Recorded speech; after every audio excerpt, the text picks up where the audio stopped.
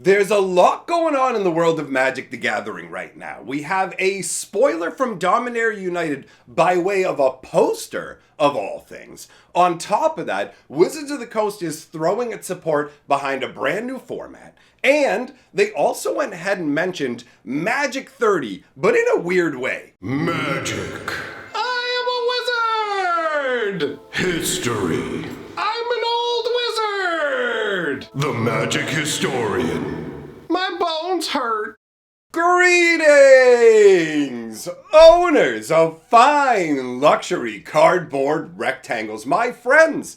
I hope the day finds you well, because we have gathered for another installment of Mega Magic News. We've got the Dominaria poster spoiler. We have the brand new format Gladiator that Wizards is hyped up about. And they also made a weird little mention of Magic 30. Now, before we dive into the news, I just want to cover some confusion that's been cropping up in the meantime. People have been leaving comments asking, hey, do you play Magic? Where are all your Magic cards? How come we don't see you opening stuff? Well, if you're newer here, all of those style videos have been moved over to my other YouTube channel, Hatcher. So that's where you can see me actually opening up Magic boosters and all of that. And on top of that, I have other games as well. I got sent some crazy stuff by MetaZoo that I just opened today. So with that out of the way, let's talk first of all about the Dominaria United spoiler. Now this is a major story spoiler. So if you've been dodging spoilers,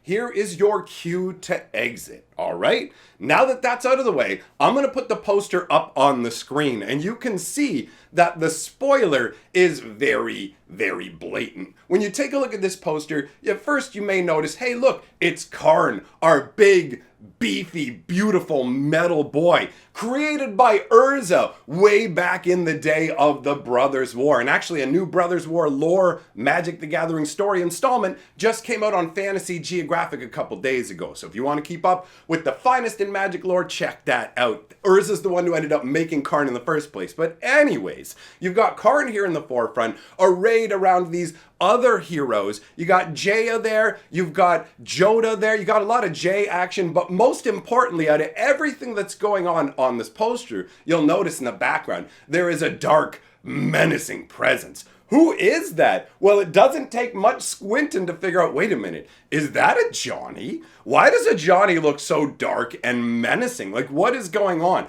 Well, Wizards is letting the cat out of the bag. Get it? Cat out of the bag with this one in terms of a Johnny is straight up going to be the evil villain. He gets completed by Phyrexia. Now, we were already pretty sure this was going to happen because Wizards is releasing an art book that comes out later in the year that specifically talks about a Johnny being completed. And on top of that, goes even further to say that, spoiler alert, he's going to end Jaya's life as well.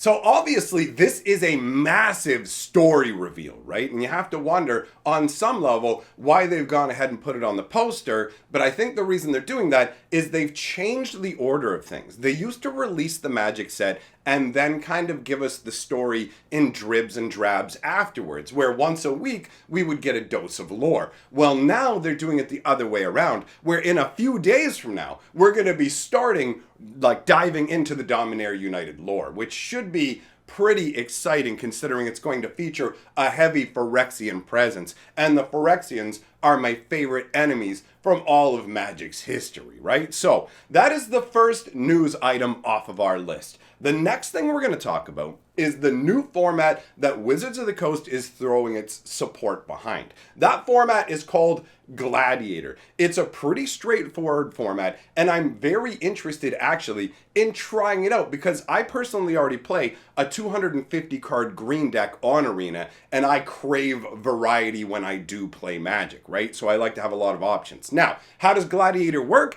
It's a 100 or more card deck. So as long as your deck is at least 100 cards, you're good to go. It can be any size. There is no limitation on the actual size, which I love. but there are deck building restrictions. One of those restrictions is that the format is singleton, and that means you can only play with one of any given card. Now, you might be getting a little bit tripped up. Some people, when they hear the name Gladiator, think, okay, so this is a Commander variant or something like that. This has nothing to do with Commander. You are not picking some kind of legendary creature or face card, anything of that nature. You are just straight up going to build a deck of 100 or more cards. You can only play one of any given card unless it's one of those things like persistent petitioners that say you can play any number. Although I don't really know what the point of playing a non-singleton deck is in a singleton format, but clearly that appeals to some people. I really dig the idea of, okay, wait a minute. So when we play, aside from your basic lands, every card in your deck is going to be different. So if your deck's like 1/3-ish lands, that means you got 2/3 different cards. We're talking 60 different cards. And when you really boil down what happens when you play a format like Standard or something like that, if you're only playing like 4 ofs, like full play sets of cards, then you're maybe playing 9 different cards in total, right? So between the two decks, you're going to get maybe 18 or 20 different Magic cards in play. But between two Gladiator decks, you're going to end up with 60 to 70 different cards per deck. So you're looking at a crazy range, right? I mean, if two people are playing the same colors, you might end up with some overlap. But ultimately, you're going to have far more variety. And that's built into the format in another way, in that you basically play 2 out of 3 matches. So you don't play a single game of this. You always play 2 out of 3, and there are no sideboards. So in every other regard, it's essentially just play a normal game of Magic the Gathering,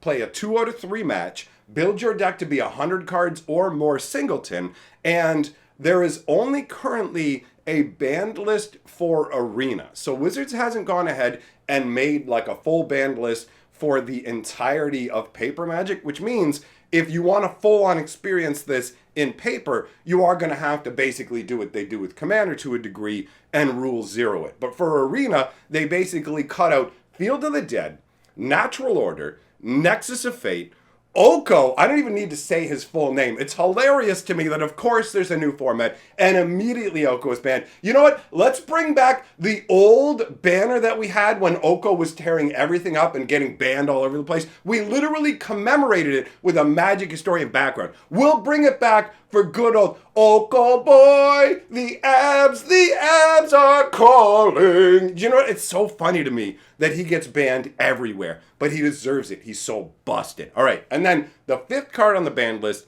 is Teferi Time Raveler. So that's the entirety of the Gladiator ban list for Arena. Like I said, with paper, you sort it out yourself, right?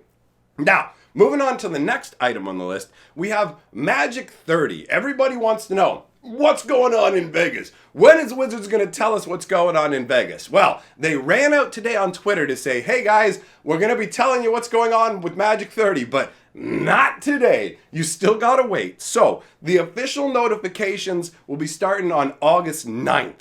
That's when we're going to get the details. So hold in for 5 more days, right? And then we'll get the info. The tickets will go on sale August 11th, which is actually the same time that Gladiator format is going to be debuting on Arena. They're going to have a free Gladiator event, so if you want to try that out, you can. Now, speaking about Magic 30 and the Vegas event, just so you guys know if you didn't already, I've been invited to the Magic Summit, all right? It is happening in November. It's happening in Utah. They made this fancy little graphic for me that's up on the screen that I really like. If you're going to be going to this event, if you use the code Historian, it gives you a discount on your ticket and also helps me because if X number of people buy a ticket, then they'll do good things for you, like walk up and give me hugs or, I don't know, pay for my hotel room. One or the other. They're both good. You know, I'm hoping maybe for the second, but I'll take what I can get, right? Beggars can't be choosers. So, just figured I'd let you know about that. Other than that, what I said before about Hatcher's got some new stuff going on. We've got a bunch of fun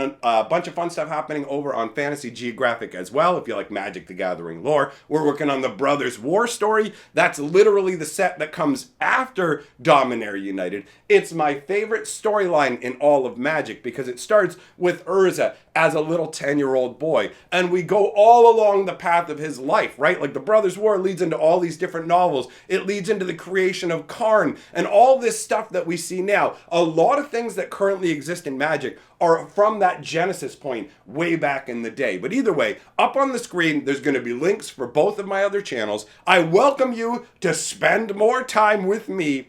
Thanks for coming by. Big shout out to all my patrons, and I will see you, my friends, in the next video.